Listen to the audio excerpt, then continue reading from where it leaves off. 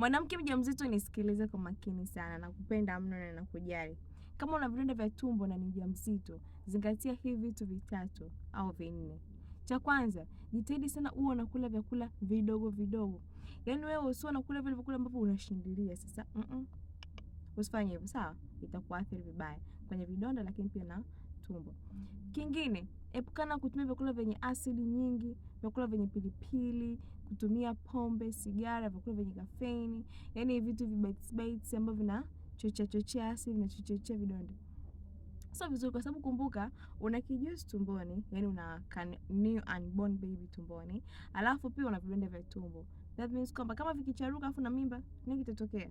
Unanielewa sasa Na kitu cha tatu, jitahidi sana kabla kufanya chochote, mshirikishe daktari kwanza. Yaani hata kama umeona dalili gani yoyote, umehisi kama changamoto yoyote ile, hebu nenda kwanza kwa daktari kabla ya kupewa ushauri na mtu mwingine ambaye sio daktari, alafu kaanza kutumia ingali una ujauzito. Na kitu cha mwisho, kama unajihisi ile hali ya discomfort sana, pendelea kutumia vitu vya asili. Kwa mfano kama vile kuna asali, kuna aloe vera, kuna kunywa chai tangawizi kidogo, inasaidia sana kupoza ile hali. Lakini pia kuna kunywa maji mengi. Yaani jitahidi sana kwa siku maliza lita 3. Lita ngapi nimesema? Lita 3, sawa?